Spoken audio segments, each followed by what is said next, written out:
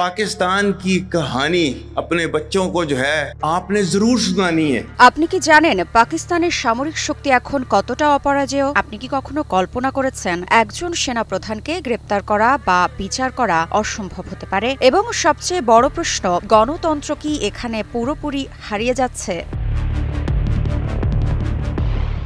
হ্যাঁ, সবই সম্ভব হয়েছে। পাকিস্তানের সংবিধান বদলে দেওয়া হয়েছে। কিভাবে সেনাপ্রধান আজীবন ক্ষমতা পেলেন এবং কিভাবে বিচার বিভাগে নিয়ন্ত্রণে আনা হলো, চলুন জেনে নেই তারই বিস্তারিত।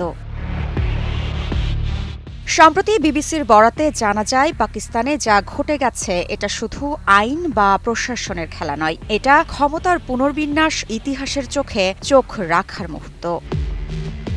সম্প্রতি পাকিস্তানের পার্লামেন্ট অনুমোদন দিয়েছে একটি বিতর্কিত সংবিধান সংশোধনী। এর ফলে ফিল্ড মার্শাল আসিম মুনির আজীবন ক্ষমতা পাচ্ছেন। শুধু সেনাবাহিনী নয়, তিনি এখন পাকিস্তানের নৌ ও বিমান বাহিনীরও তত্ত্বাবধান করবেন। সর্বোচ্চ আদালতের বিচারকরা এখন তার নিয়ন্ত্রণে। গ্রেপ্তার ও বিচার থেকে তিনি আজীবন মুক্ত। সমালোচকরা বলছেন, এটি পাকিস্তানের ইতিহাসে সেনাবাহিনীকে সবচেয়ে বেশি ক্ষমতায়িত করার পদক্ষেপ। একদিকে যেমন সংবিধানের ২৭তম সংশোধনীর মাধ্যমে পাকিস্তানের বিচার ব্যবস্থাতেও উল্লেখযোগ্য পরিবর্তন এসেছে। নতুন ফেডারেল সাংবিধানিক আদালত FCC তৈরি হচ্ছে, যা রাষ্ট্রপতির নিয়োগকৃত বিচারকদের মাধ্যমে কাজ করবে। সুপ্রিম কোর্টের প্রভাব কমে যাবে এবং বিচারকদের বদলি ও নিয়োগ এখন সরকারের হাতে। অন্যদিকে সংশোধনী পাশ হওয়ার মাত্র কয়েক ঘণ্টার মধ্যেই ২ সুপ্রিম কোর্টের বিচারপতি পদত্যাগ করেছেন। তাদের বক্তব্য, যে সংবিধানকে রক্ষা করার শপথ নিয়েছিলাম তা আর নেই।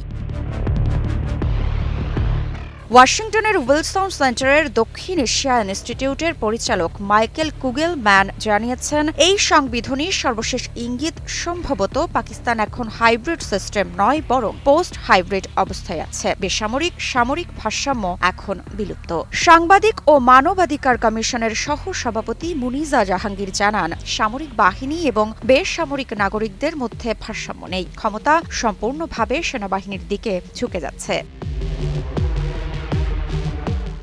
সেনাপ্রধান মুনিরের আজীবন ক্ষমতা মানে পাকিস্তানের রাজনৈতিক ও প্রশাসনিক জীবনে তার প্রভাব স্থায়ী হবে। বিচার বিভাগ এখন কার্যত নির্বাহী বিভাগের অধীনস্থ। স্বাধীন বিচার পাওয়ার আশা এখন প্রশ্নবিদ্ধ। অনেক বিশ্লেষক আশঙ্কা করছেন, এই পদক্ষেপ সামাজিক স্থিতিশীলতার জন্য ভালো সংকেত নয়।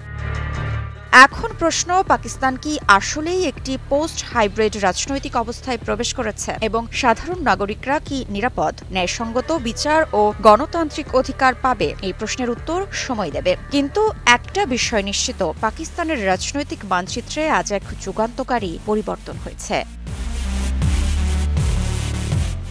মৃত্তিকা সিনহা বিশ্বাস, নিউজ 24।